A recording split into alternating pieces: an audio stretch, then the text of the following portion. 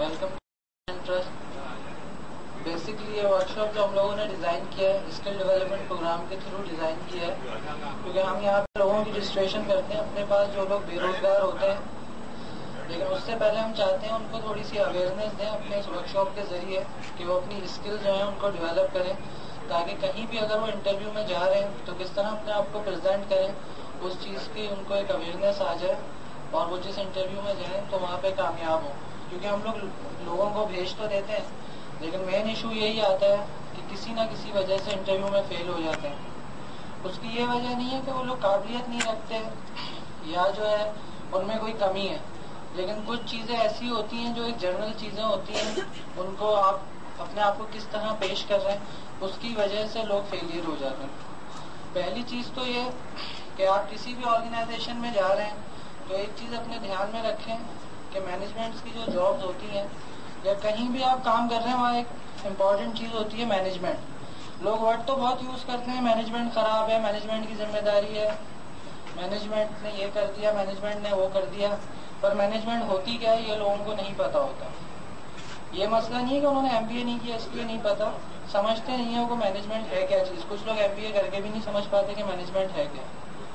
تو مینجمنٹ کی ایک چھوٹی سی ڈیفینیشن ہے کہ group of people work together for achieve a same task, کہ ایک سیم آبجیکٹو کے لیے لوگوں کا ایک گروپ ہوتا ہے جو کام کرتا ہے, اس کو اچیو کرنے کے لیے کام کرتا ہے, اس کو مینجمنٹ کہتے ہیں. تو اس ڈیفینیشن میں بہت ساری چیزیں ایکسپلین ہو جاتی ہیں. پہلا تو یہ کہ آپ کا جو گروپ ہے تو آپس میں آپ کے تعصب نہ آئے, نہ آپس میں کوئی کمپٹیشن آئے, نہ آپس میں آپ ایک دوسرے کی کاٹ کریں.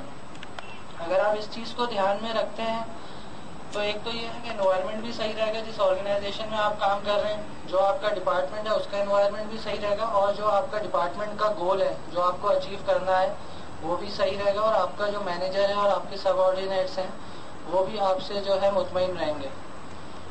اب لوگ کہتے ہیں کہ ہمارا فلاں یار مینیجر اچھا نہیں ہے, مینیجر نے یہ کر دیا, یا ہمارا فلاں سب آرڈینیٹ وہ اچھا نہیں ہے, لیکن جو چیزیں آپ پہ لاگو ہوتی ہیں اگر وہی وہ بندہ لاگو کرے گا تو دونوں صحیح ہو جائیں گے.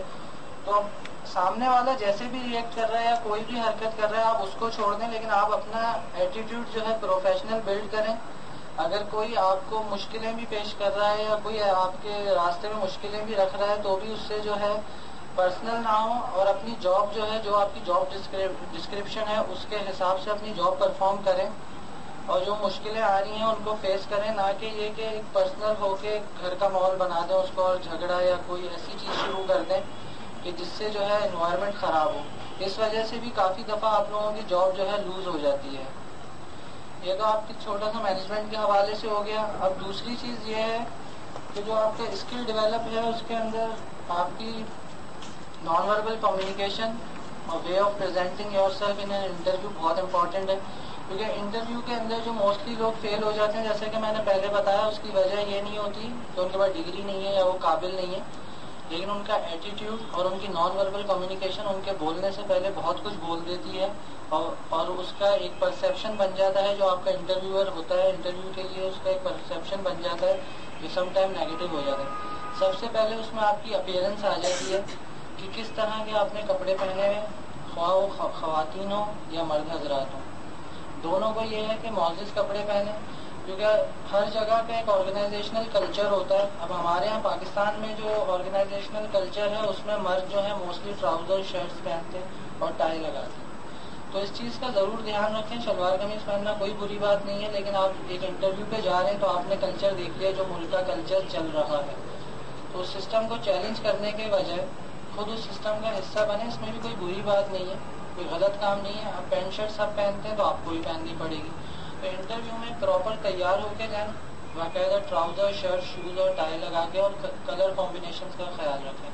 اور خاص کر خواتین کے لیے بھی یہی ہے کہ وہ معزز شلوار قمیض پہنے جو ہمارا قومی لباس ہے, اور اس طرح اپنے آپ کو پیش کریں کہ سامنے والا جو انٹرویور ہے وہ بھی آپ کی عزت کرے, جو ہمارے ملک کا ایک ہے فنومینا کی خواتین کی عزت کی جاتی ہے. تو وہ خاتون کے اوپر بھی ڈیپینڈ کرتا ہے وہ کس طرح اپنے آپ کو پیش کر رہی ہے. جب معزز لگیں گی تو آگے والا مرد ہو یا عورت ہو وہ خود ہی عزت سے بات کرے گا. تو پہلے تو آپ کی اپیئرنس آ گئی, پھر دوسرا یہ آپ کی نان وربل کمیونیکیشن میں दो चीज़ें बहुत इंपॉर्टेंट होती हैं, एक आपका बॉडी लैंग्वेज और दूसरी चीज़ है आपके फेशियल एक्सप्रेशन। बॉडी लैंग्वेज का ज़रूर ख्याल रखें। आपने रूम का डोर खोला, उसके बाद आप अंदर जो आए तो आप किस तरह चल रहे हैं आपकी चाल बता देती है, उस चीज़ से भी आपका काफ़ी इफेक्ट पड़ता है। दूसरी चीज़ ये फिर आपकी बॉडी लैंग्वेज होती है जिसमें मुख्तलिफ चीज़ें होती हैं, किस तरह आप बात करते हुए अपने हाथ हिला रहे हैं, किस तरह आप जो है बात कर रहे हैं और किस तरह आप बैठे हुए हैं। तो इस चीज़ को ज़रूर कंट्रोल करें और इस चीज़ को ज़रूर देखें कि आप कोई ऐसी बॉडी लैंग्वेज ना करें जिससे वो नेगेटिव इम्पैक्ट पड़े उसका सामने इंटरव्यूअर पे। फिर तीसरी चीज़ ये है कि आपके फेस के एक्सप्रेशन कैसे हैं। अगर आपके घर में कोई परेशानी है या कोई स्ट्रेस है तो आपके चेहरे पर नहीं आनी चाहिए, और हद से ज़्यादा कभी कभार आपका मूड अच्छा है तो बहुत ज़्यादा बंदा कैजुअल हो जाता है, उससे भी आप अपने आप को सही से प्रेजेंट नहीं कर रहे हैं। क्योंकि अगर आप बिला वजह मुस्कुरा रहे हैं, कोई भी बात है, सीरियस होकर बैठे हैं इंटरव्यू के अंदर और अपने फेशियल एक्सप्रेशन को कंट्रोल करें। बिल्कुल एक प्रोफेशनल एटीट्यूड के एक्सप्रेशन आने चाहिए आपके चेहरे पे से, ना कि वो बहुत ज़्यादा कैजुअल हो, ना बहुत ज़्यादा फॉर्मल हो और आपका स्ट्रेस भी ना दिखे। और आपका आई कांटेक्ट सबसे ज़्यादा अहमियत रखता है कि आप आंख मिला के इंटरव्यूअर से बात कर रहे हैं या नहीं कर रहे हैं। आंख मिलाने से ये भी मतलब नहीं है कि उसको घूरने लग जाएं, लेकिन उससे आंख मिला के उसको जवाब दें। ये तो आपकी नॉन वर्बल कम्युनिकेशन की चीज़ें हो गई। उसके बाद वर्बल कम्युनिकेशन आपके बोलने से पहले आपका लिखना शो कर देता है। ज़रूरी नहीं है इंटरव्यूअर कुछ आपसे लिखवाए। जो आपने सीवी पेश की है, यकीनन जब आपकी है तो आपने ही लिखी होगी या टाइप की होगी, तो वो आपका एक वर्बल कम्युनिकेशन का हिस्सा शुरू हो जाता है कि आपकी सीवी उसने देखना शुरू करी।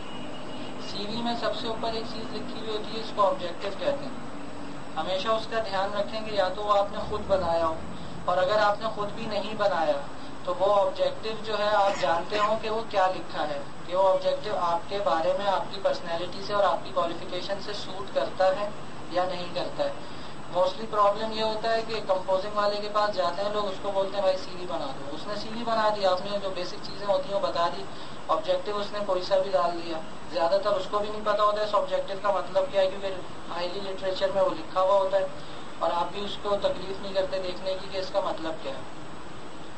तो उस ऑब्जेक्टिव को ज़रूर पढ़ें। अगर किसी से लिखवाएं तो उसका मतलब ज़रूर जानें और वो आपकी पर्सनैलिटी को सूट करता हो, आपके एक्सपीरियंस और क्वालिफिकेशन को सूट करता हो कि जो है आपको पेश कर रहा हो। क्योंकि मसला ये होता है, इंटरव्यूअर जो है पहला सवाल आपसे करता है आपका ऑब्जेक्टिव पढ़ के, उसमें से ही आपसे सवाल करता है, और आप अगर उस अपने ऑब्जेक्टिव को एक्सप्लेन नहीं कर पाते तो वो भी आपका एक फेलियर की वजह बन जाती है। उसके बाद दूसरा जो कॉलम होता है वो होता है एजुकेशन का। उसमें मोस्टली लोग ये करते हैं, पुराना कॉन्सेप्ट था उसी से चलते हैं कि अपनी लास्ट क्वालिफिकेशन जो होती है वो लास्ट में ही लिखते हैं, सेकंड लास्ट टाइम लिखते हैं, जो कि गलत है। अब वो चेंज हो चुका है, इसको चेंज हुए भी काफ़ी अरसा हो चुका है। अब सीवी के अंदर जो सबसे ऊपर आपका एजुकेशन आता है वो आती है आपकी लास्ट एजुकेशन, चाहे वो मास्टर्स है, ग्रेजुएशन है, इंटर है, PhD है, कुछ भी है। जो आपने लास्ट एजुकेशन की है वो आनी चाहिए। जैसे MBA किया, पहले MBA आएगा, 2009 में किया, 8 में किया, उसके बाद आपने BCom किया तो उसके बाद BCom आएगा, फिर इंटर आएगा। लोग पहले मैट्रिक लिखते हैं, ऑब्वियसली मैट्रिक किया होगा जब भी बंदा मास्टर्स लेवल पे पहुंचा, डायरेक्ट तो कोई भी मास्टर्स पे नहीं पहुंचता, क्योंकि इससे भी कभी